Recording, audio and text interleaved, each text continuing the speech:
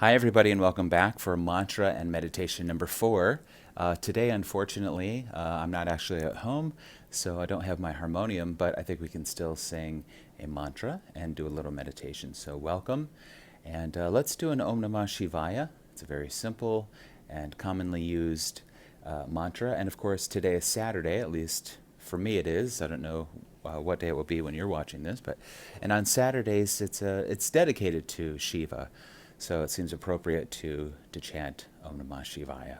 Okay, so we'll start with the Om Namah Shivaya and then just go into a little bit of meditation contemplation. Okay, so thanks for being here. You can allow your eyes to close or not, whatever you would like. And here we go, a little bit of a cappella mantra. Om Namah Shivaya. Om Namah Shivaya. Om Namah Shivaya. Om Namah Shivaya. Shiva Shiva Shiva Shivaya. Om Namah Shivaya. Shiva Shiva Shiva Shivaya. Om Namah Shivaya. Om Namah Shivaya. Om Namah Shivaya. Om Namah Shivaya. Om Namah Shivaya. Shiva Shiva Shiva Shivaya. Om Namah Shivaya. Shiva Shiva Shiva Shivaya. Om Namah Shivaya. Om Namah Shivaya. Om Namah Shivaya. Om Namah Shivaya. Om Namah Shivaya. Shiva Shiva Shiva Shivaya. Om Namah Shivaya. Shiva Shiva Shiva Shivaya. Om Namah Shivaya. Om Namah Shivaya. Om Namah Shivaya. Om Namah Shivaya. Om Namah Shivaya. Shiva Shiva Shiva Shivaya. Om Namah Shivaya. Shiva Shiva Shiva Shivaya. Om Namah Shivaya. Om.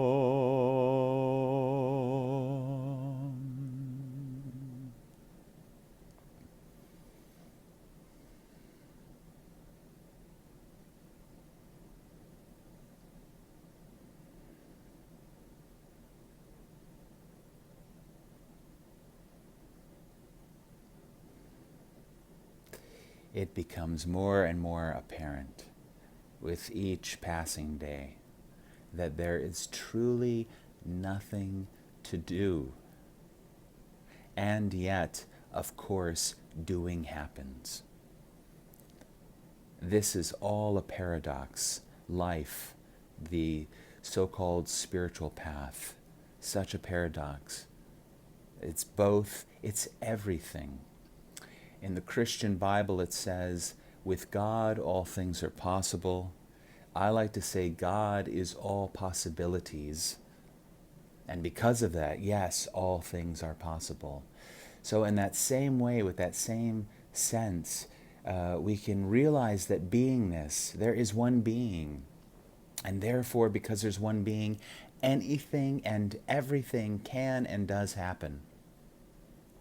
And therefore, there's no need for any tension whatsoever. No stress, no trying, no efforting to be, because you are being. In fact, you cannot escape being. You cannot escape what you are. It's so ironic. For so many years, we're trying to seek and find something. And we hear it all the time, don't we? That you are what you are seeking. But it doesn't ring true. or it does ring true, but not deeply enough in the heart, the hridaya, the spiritual heart. It doesn't resonate with every cell and fiber of our being, perhaps. But I guess if there is a path or a process, it is that contemplation of the truth, of this beingness, of this realization that already everything is complete, everything is whole, everything is one, everything is divine. God is this. God is what is. God is what is happening. And therefore, there's no effort to be with what is happening because we are part of that process. We could say we are that process. There's nothing other than the process of the unfoldment of God, the unfoldment of spirit, consciousness, awakening. It seems like it takes a long time, this awakening process. But the awakening process, when you view it, when you see it from the perspective of oneness, you see that it's not even necessary. Oneness doesn't need to wake up. Oneness doesn't need to do anything. It's already complete. It's already what it is. Emptiness, fullness, nothing, everything, the absolute, the relative, the formless and the form. It's already perfect. Perfect meaning, on the relative level, of course, the mind can find many things wrong with the physical manifestation. But the underlying truth of what is happening, what reality is, we could call it perfect. It's neither really perfect or imperfect, because it just is. It just is what it is.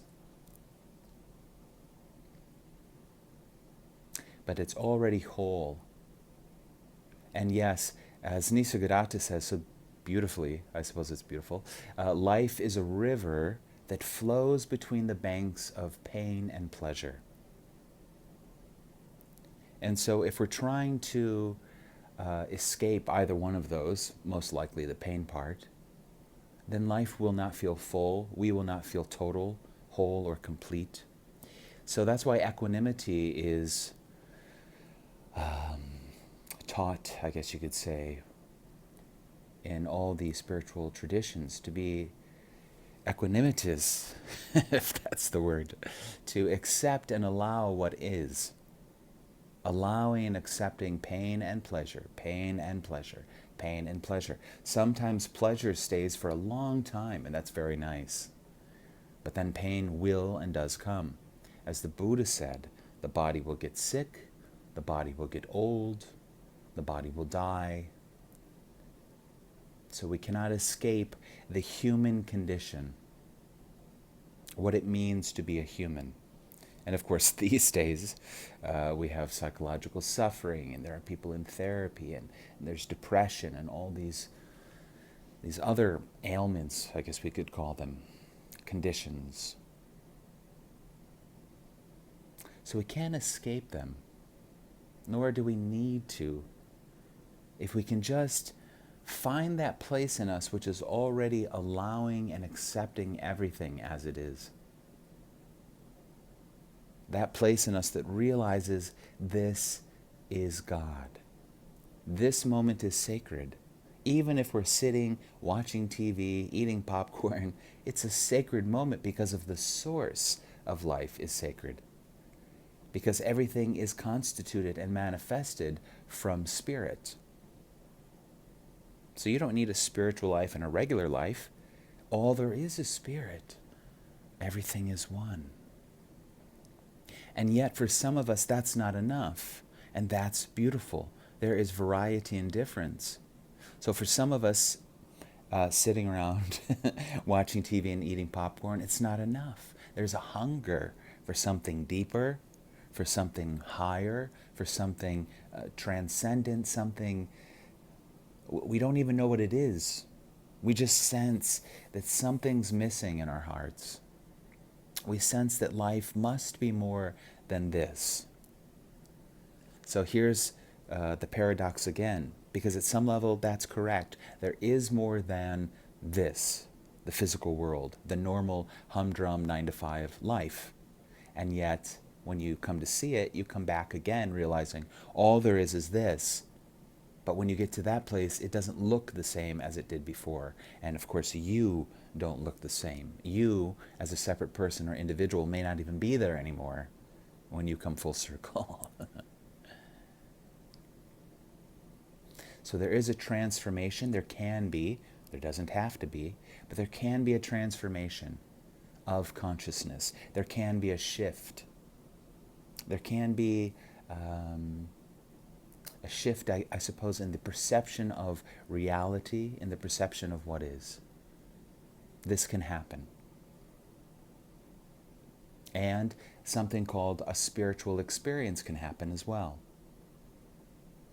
You don't need to have spiritual experiences, but they can happen. Miraculous things can happen. Painful things can happen. You know, like feeling the sorrow of humanity. You can just be gutted with sadness about how bad things are for a lot of people. I'm not laughing at the suffering. So there can be all kinds of experiences by location, manifestation of certain things. There's all the various degrees of reality, from deep to shallow. And every human being, even though they're not separate, amazingly enough, every human being is going to have their own unique perception of what is, of course. And that's amazing too, yeah? 7 billion people on the planet. No separation between those 7 billion. Only one source of life, one consciousness, one spirit, one God, one humanity, one life.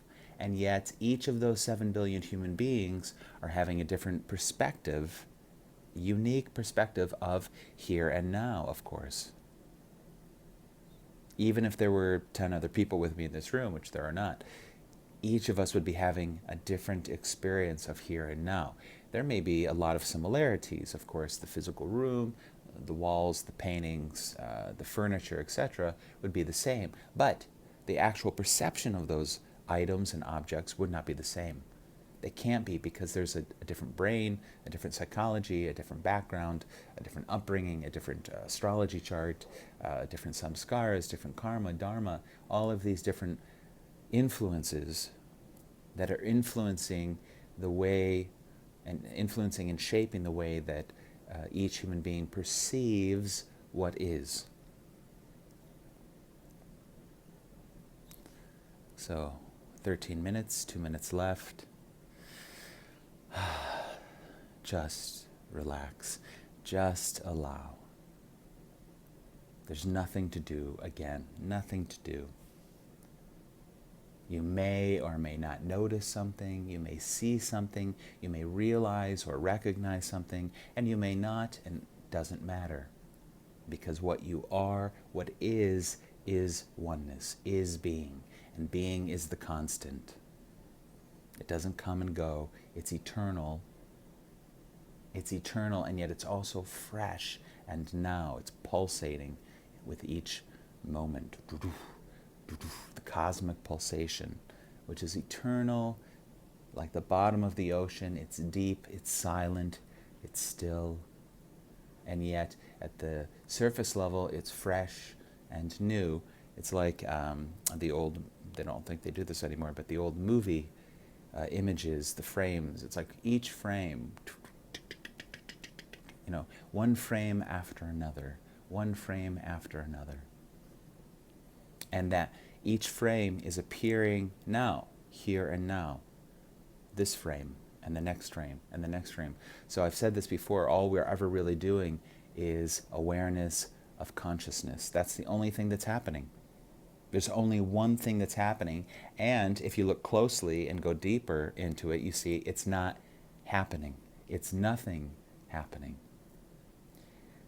But as long as you think something is happening, you can realize that it's just awareness of consciousness, awareness of consciousness, maybe awareness of awareness. That can happen too. But for most of us in our daily lives, it's just an awareness of this moment and the next moment and the next moment. So Om Namah Shivaya Gurave Satchidananda Murtaye Nishprapanchaya Shantaya Niralambaya Tejase. Om Om Om. Wishing you peace and love. Have a wonderful day, a wonderful Saturday. Peace and love. Namaste. Namaste. See you again.